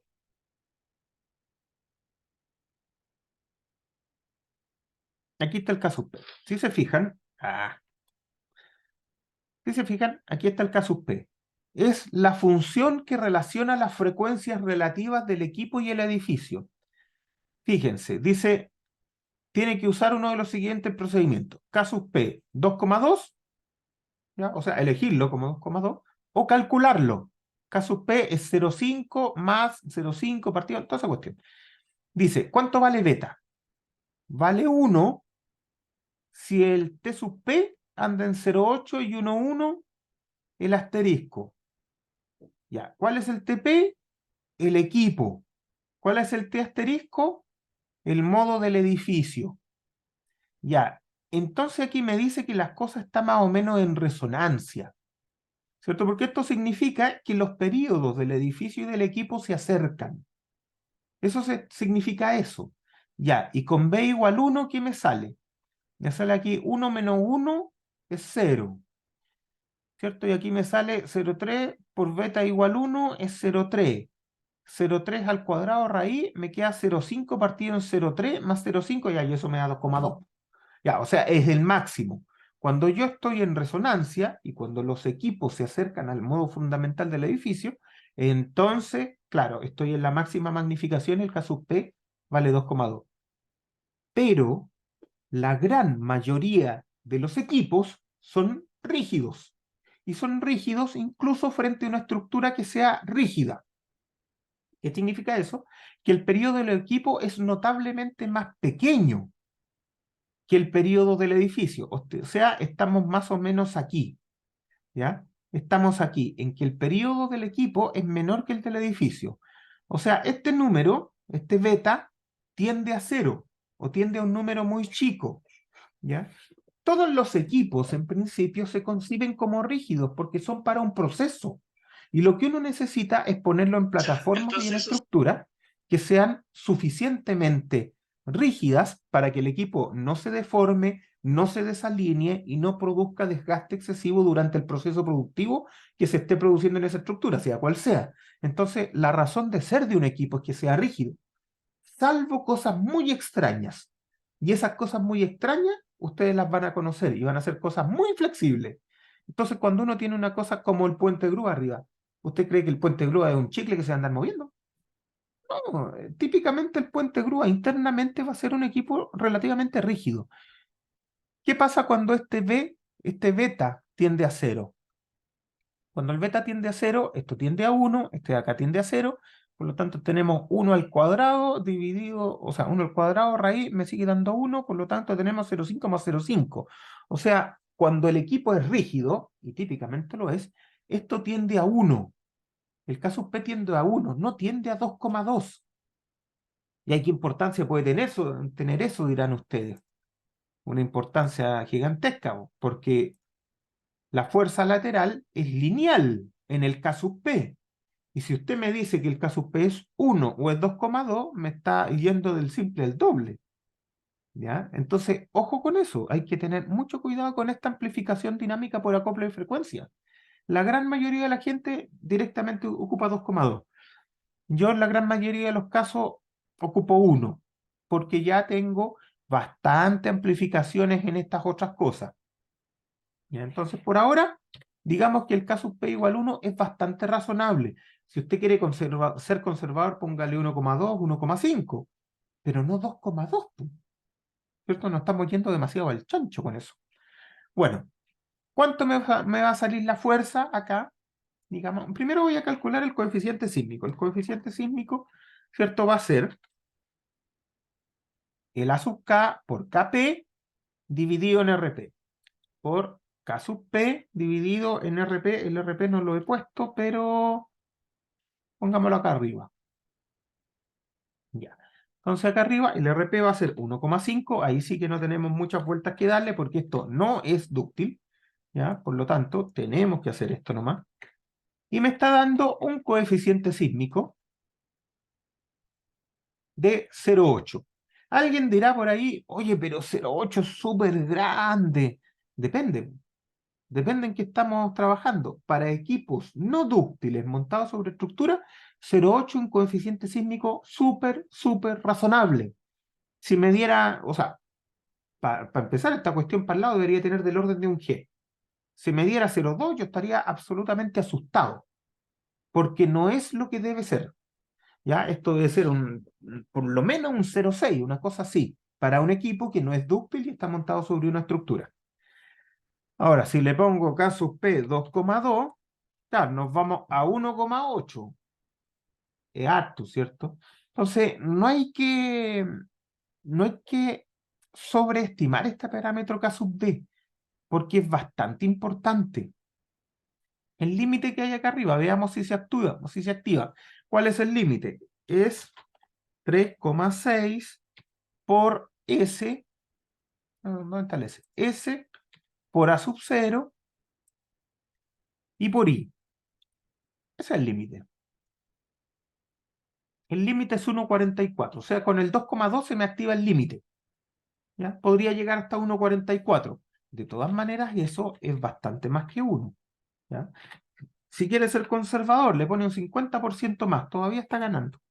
¿Ya? Entonces, ojo con esto. Esto es bien sensible para el cálculo. ¿Ya? Yo por ahora lo voy a dejar en 1. ¿Ya? Por ahora, a lo mejor me equivoco y después tengo que corregir, pero por ahora lo voy a dejar en 1. Entonces tengo un coeficiente sísmico de 0,8.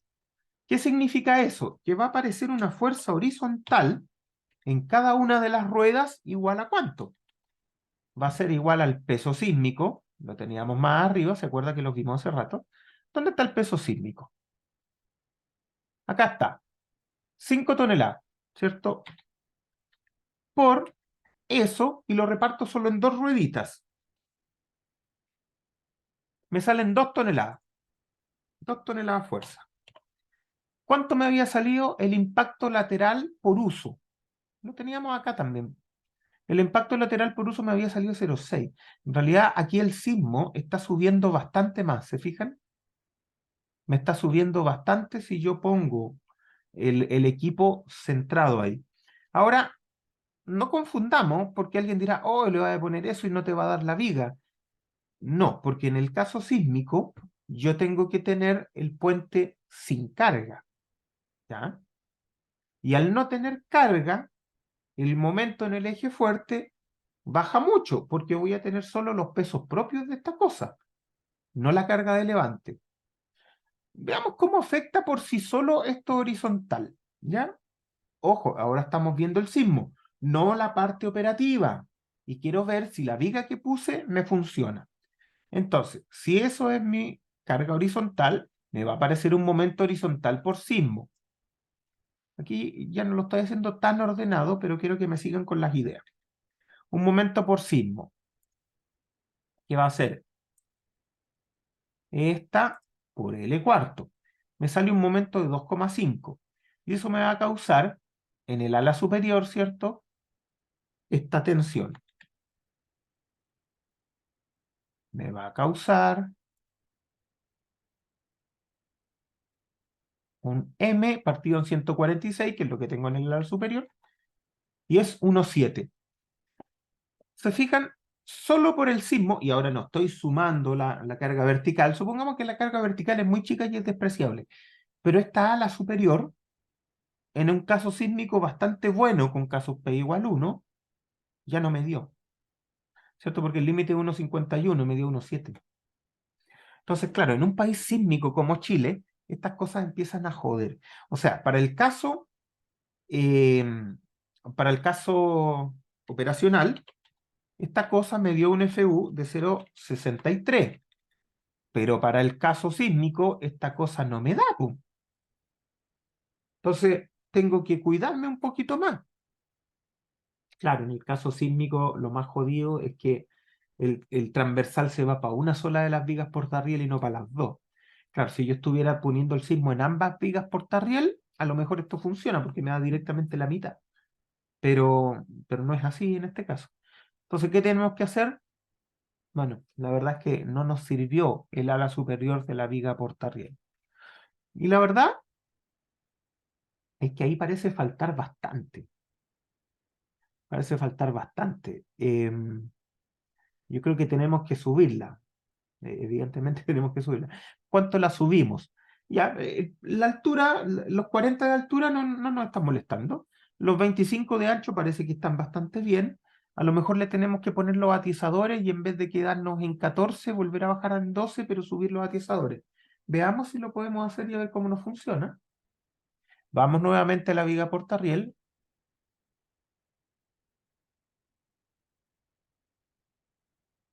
Ojo con lo que les estoy diciendo, que son los errores más grandes que se cometen al diseñar vigas portarriel. Así que, por favor, y eso que no estamos usando ningún tipo de ecuaciones raras, porque después hay otras ecuaciones que son un poquito más raras. Pero volvamos aquí a la canal. Entonces, digamos ya, esta canal le vamos a poner un ancho. Le vamos a poner los 10 centímetros, ¿cierto? Porque ponerle 5 es como muy poquito, no sé, no. Bueno, igual le podríamos poner 5, pero se vería feo. Hagámoslo igual, pongámosle 5. Y aquí ahora ya podemos bajarle a 1,2, ¿cierto? Ahora ya tenemos razones de ancho espesor buena y tenemos una ala atiezada. Veamos más o menos cómo me queda esto, ¿cierto? Me queda más o menos así. Supongan que la bajé, pero como que el atiezador no me está dejando tranquilo. Me gustaría que tuviera más rigidez lateral porque tengo dudas respecto al caso P también, ¿ya? Entonces no me gustaría quedar justito. Así que, dado que tengo dudas, voy a mejorar el ala superior, la voy a dejar en 10, ¿cierto? Y con eso me empiezo a quedar un poco más tranquilo con esta viga portarriel. ¿Se fijan? Aquí es donde yo quiero hacer un hincapié muy fuerte. Todo lo que yo les he mostrado en este curso sigue esta lógica que le estoy dando acá, de tomar decisiones respecto a los números que tengo, pero tomando los números como un input que me sirven para tomar la decisión, pero no solamente tomo decisión en base a los números, también en base a mi conocimiento y en base a lo que yo quiero también, cómo quiero que esto funcione, ¿cierto? Aquí yo digo, prefiero que el ala me quede suficientemente holgada para el sismo porque tengo algunas dudas con el caso P. Eso estoy diciendo. Sé que no va a llegar a 2,2 porque esta cuestión es rígida, pero tengo algunas dudas y no me siento cómodo con eso. Por lo tanto, ocupo una viga un poquito mejor. ¿Se fijan? Con esta yo me empiezo a sentir más tranquilo. Veamos, veamos esta viga. Bueno, yo sé que para el caso operacional esta cuestión funciona, ¿ya? Pero quiero ver cómo me funciona esto para el caso. Ok, ahí voy a grabar. Para el caso sísmico, solamente quiero saber cuál es la inercia de esta canal. Podría calcularla por fuera, ¿cierto? Pero me es mucho más fácil mirarla acá. Entonces voy a mirar cuál es la inercia del ala superior de esta canal. Con el mismo Section Designer, ¿cierto? Agarro esta cosa, la borro y las propiedades. ¿Cuánto me dan las propiedades? Me dice entonces que en el eje débil tengo 364 y con eso parece que ando súper bien. Entonces vuelvo acá y ahí le pongo 364, que es la misma canal que teníamos al principio. Y me da 0,7. La verdad es que con eso yo me quedo bien tranquilo, porque incluso si el caso P empieza a irse al máximo, si es que tengo mala suerte después, esta cosa sigue llegando a un nivel en que es bastante razonable. ¿Se fijan? La idea también es tratar de dejar cosas que no sean muy sensibles. Alguien dirá, oye, pero todavía te falta evaluar la vertical. Sí, me falta evaluar la vertical, ¿cierto? Pero el momento vertical va a ser súper chico comparado con esta a nivel de tensión, debido a que no voy a estar levantando carga. Entonces, con eso ya esta cuestión disminuye mucho. Así que esta viga ya empieza a ser la viga que a nosotros sí nos sirve. Ya voy a traerla para acá para dejarla, porque esta sí es una viga. eh, cancel, cancel, cancel, y a ver si me la guardó esta cuestión. Sí, me la guardó, ahí está. Entonces, esta va a ser la viga que sí nos sirve en este caso, ¿cierto? Una viga como esta es la que nos deja tranquilo. Y ojo con este asunto del nos deja tranquilo. No, no necesito que esto sea exacto, exacto, aunque, ojo, tampoco la estoy poniendo tan holgada, pero es algo que me deje tranquilo. ¿A qué voy con eso? Que cuando ustedes después revisan esto con las condiciones operacionales y el puente grúa cambia un poquito, se mueve un poquito, la idea es que la viga no haya que cambiarla, ¿cierto? Y tener siempre la idea de que la viga es un equipo, no es parte de la estructura. Yo no quiero disipar energía en un equipo, jamás, ¿ya? Entonces, ojo con ese tipo de cosas. Tenemos ahora una viga que tiene muchas ganas de funcionar para este edificio. Y ahora sí la podemos, ¿cierto? En estos minutos que nos quedan. Es una viga que podríamos introducir en el modelo. ¿Qué es lo que me interesa a mí de esta viga en el modelo? Me va a interesar poner la viga primero como carga. ¿Ya? Es una carga que tampoco es tan grande, pero es una carga. Pero quiero poner la viga para después, sobre esas vigas, poder ubicar mi puente grúa desde el punto de vista sísmico y a lo mejor desde el punto de vista de operación. Por ejemplo, desde el punto de vista de operación, me va a interesar en las columnas, porque le vas a meter una compresión importante cuando justo una de las ruedas esté pasando por aquí. ¿Ya? Entonces voy a poner en distintas posiciones ese puente grúa para ver cómo lo puedo analizar. ¿Ya? Entonces, la discusión que tenemos que hacer aquí es ¿dónde modelamos el puente grúa? Yo les conversaba en la clase pasada que yo lo podría modelar muy bien, pero finalmente lo único que me interesa del puente grúa es dónde va a poner su impacto lateral y su impacto vertical. El impacto vertical, no importa si yo la viga la pongo más arriba, más abajo, va a ser exactamente el mismo, yo ya lo tengo modelado. El longitudinal también está modelado. Lo único que me interesa es el transversal. Si yo modelo la viga al eje de la consola, voy a estar pagando como costo que el impacto transversal lo tenga en el eje de la consola en lugar de más arriba. Pero ya vimos que eso es conservador, porque si lo tengo más arriba, le voy a poner menos momento al hombro de arriba. Entonces, en realidad, como simplificación conservadora, y es algo que casi siempre funciona, salvo en viga enrejada o vigas muy grandes, voy a modelar la viga en el eje, ¿ya? Lo voy a dibujar lo voy a modelar en la consola. Entonces me vengo aquí y voy a poner aquí mis vigas portarriel, ¿cierto? Voy a poner aquí mi viga portarriel, y la voy a modelar desde ahí hasta aquí, ¿cierto? Y acá la voy a modelar de aquí hasta aquí. También nosotros dijimos que la viga portarriel, ¿cierto? No transmite cargas axiales, ¿ya? O sea, tengo que ponerla liberado de los momentos en los dos lados, pero también tengo que ponerla liberada del esfuerzo axial en uno de sus extremos, ¿ya? Porque esa es la forma en que la voy a conectar después en la vida real. Con eso ustedes se fijan que solamente cuando yo ponga el puente grúa encima de estas vigas portarriel, en ese marquito voy a estar traspasando toda la carga. Y eso es lo malo que tiene el puente grúa, ¿ya? Que no acopla todo el edificio. Y no tiene que hacerlo porque es un equipo. Entonces pongámosles los release que uno esperaría en esto. Lo primero, ¿cierto? Son los momentos se van, ¿cierto? No tiene restricción de momentos en los extremos para ningún lado. Pero además tiene una liberación axial. Lo voy a poner aquí en el end, que sería este lado, ¿cierto? Este lado. Ok. Entonces ahora tomo mi viga portarriel y ahora sí la puedo replicar a todos los vanos que me quedan, que son 1, 2, 3, 4, 5, 6, 7 vanos.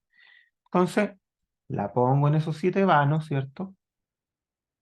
En 7 vanos, y el de X son 5 metros y estoy en centímetros, así que esto es 500. Ya. Ahí tengo mis vigas portarriel modeladas no en la posición exacta, en la posición suficiente para aquello que yo necesito modelar en este edificio en particular, ¿ya? Y eso quiero que lo entiendan bien. No están perfectas y no tienen que estarlo. Están en una posición que para mí es suficiente en este cálculo. A lo mejor en otro cálculo esta posición no sería suficiente, pero hoy día es suficiente. ¿Se fijan? Ahí está la viga portarriel de eje a eje de consola, y puedo hacerlo así en este caso. ¿Qué nos interesa mucho a nosotros? Nos interesa modelar el efecto sísmico del puente grúa, el efecto estático también, pero el efecto sísmico nos interesa más, ¿cierto? Nos interesa mucho saber dónde tenemos que poner el puente grúa. Y aquí hay que tener algunos cuidados.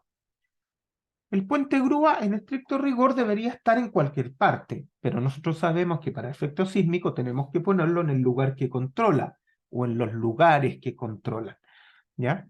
Evidentemente, en la dirección longitudinal, el puente grúa no importa demasiado porque eso se va a tomar a través de los arrastramientos longitudinales, y básicamente todos los ejes están acoplados, ¿cierto? Por el palito verde.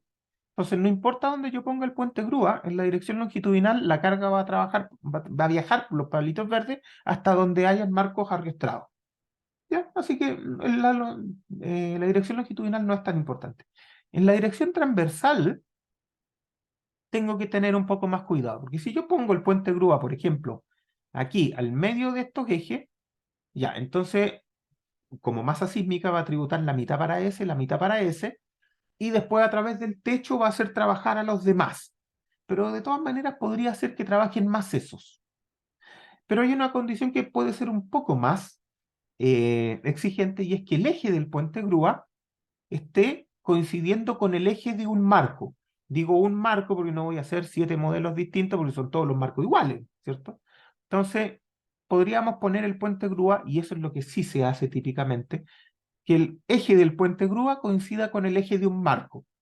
¿Eso significa que se va toda la carga para acá? No, porque las rueditas van a estar, ¿cierto? 2 metros para allá, 2 metros para acá. Y entonces, de todas maneras, la carga se va a distribuir en estos 3 marcos, ¿ya? Porque la carga no la recibe el marco, la carga la recibe la viga portarriel. La viga portarriel se la pasa a la consola y la consola se la pasa a la columna. Hay un camino de cargas acá. Entonces, nosotros parece que es razonable poner en el eje de algún marco, poner el puente grúa y esa es una buena posición.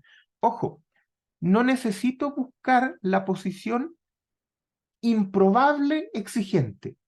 Necesito posiciones que sean razonables. Por ejemplo, alguien puede decir, y se los comento porque me ha tocado escucharlo, ya, voy a poner el puente grúa aquí y lo voy a poner cargado a su máximo y voy a poner el máximo corte. Sí, pero ¿cuál es la probabilidad que todas esas cosas se junten? Incluso hay gente que combina los impactos con el sismo. No es razonable. ¿Es posible? Podría ser posible, pero ¿cuál es la probabilidad de que eso pase? Es demasiado baja, es muy, muy baja. Por lo tanto, no lo necesito. Por ejemplo, cuando hay varios puentes grúa, hay gente que hace tributar los dos puentes grúa en un marco, cosa que es tirado de las mechas, eso no tiene ningún sentido. Los dos puentes grúa tienen tamaños, ¿cierto? Entonces, lo que yo más podría hacer, supongamos por un segundo que tengo dos puentes grúa iguales. ¿Qué es lo que yo podría hacer? Poner uno por este lado y mide 4 metros, y por el otro lado y mide 4 metros. Entonces, yo voy a estar ocupando como 8 metros con los puentes grúa. Probablemente la carga se va a repartir igual naturalmente en los tres ejes y no en uno solo. ¿Ya? Tengo que seguir la física de la geometría del problema. Y además, los puentes grúas no van a poder estar juntos, probablemente van a estar separados al menos no sé, 1 metro, 50 centímetros, algo, porque físicamente no se pueden tocar. Entonces, ese tipo de cosas yo tengo que tener cuidado. Otra posición que podría ser interesante, pero que no, normalmente tampoco la consideramos, es poner el puente grúa aquí, en el último marco. En este ejercicio que estamos haciendo, probablemente esa tampoco sea una posición que controle. ¿Por qué lo podría poner aquí? Con la idea de decir, pero es que el puente grúa quiero que tribute completo en el último marco y entonces así va a ser más exigido este marco. Es raro, porque en realidad como el puente grúa tiene 4 metros, el centro de gravedad va a estar igual por acá y se va a ir carga a este otro marco. Entonces es poco probable que eso realmente sea más exigente. ¿Cuándo eso tiene sentido también? Porque este es un puente grúa que opera por todo el edificio. ¿Cuándo podría tener sentido que yo ponga el puente pegado acá como una de las posiciones en las que yo voy a analizar? No tengo que analizar una sola, tengo que analizar todas aquellas que sean razonables. Es razonable ponerlo acá cuando la posición extrema es una posición de descanso o de parking del puente grúa, de estacionamiento del puente grúa. ¿Ya? Si cuando no lo están ocupando lo dejan guardado en el primer segmento, ya, entonces se hace razonablemente posible que el sismo de diseño lo pille ahí. Cuando no hay una posición de estacionamiento del puente grúa, lo puede pillar en cualquier parte. Y la probabilidad de que lo pille en los extremos es más baja que lo pille en cualquier otro marco. ¿Ya? Entonces, cuidado con ese tipo de cosas. Yo tengo que pensar y conocer todo el funcionamiento del edificio para poder hacer este tipo de análisis. ¿Ya? Bien, se me acabó el tiempo, así que por hoy día lo voy a dejar aquí y la próxima clase vamos a seguir con este asunto del puente grúa porque quiero llegar a definir los cambios en el edificio. ¿Ya? La próxima semana ya vamos a modelar el puente grúa y vamos a correr el modal espectral a ver cómo está funcionando esto. Pero de aquí para adelante, la viga puente grúa, la viga portarriel, la viga amarilla, de aquí para adelante es dato, salvo que por alguna razón en el modelo no nos cumpla. Pero lo que esperamos es que en el modelo nos quede incluso más holgada, porque el modelo no va a reconocer que solo tengo que tomar el momento para elegir con el ala superior, ¿cierto? Ese tipo de cosas no lo va a reconocer el modelo, así que probablemente quede más holgadita. ¿Qué es lo que sí nos va a interesar del modelo? Revisar deformaciones, por ejemplo. ¿Ya? Eso sí, porque eso no lo revisamos. ¿Ya? Entonces, bien, tenemos nuestro edificio ahora con la viga portarriel, nos falta modelar el puente grúa para poder generar un mejor resultado y con eso ya vamos a estar más o menos listos y saber cuánto nos costó meterle este puente grúa al edificio. Para su tarea, ustedes solo tienen que hacer la viga portarriel. ¿Ya? Bueno, eso. Consultas, reclamos, comentarios de algún tipo. Nada, nada. ¿Están por ahí? ¿Están despiertos? ¿O no? Sí, ¿No? profe, sí, acá estamos. ¿Sí? Ya, están ahí, ya, menos mal. Ya, entonces se los dejo. Las próximas clases yo creo que vamos a seguir haciéndolas online, cosa que no me gusta mucho, pero necesito usar el SAP y en la sala no me resulta tan cómodo. ¿Ya? Eso. El viernes tienen ayudantía con Catalina. Ah, y les debo el video de la semana pasada, de la ayudantía del viernes pasado. Probablemente lo subamos hoy o mañana. ¿Ya? Eso. Ya, pues, que les vaya súper, súper bien. Nos vemos. Chao, chao. Chao, profe, gracias.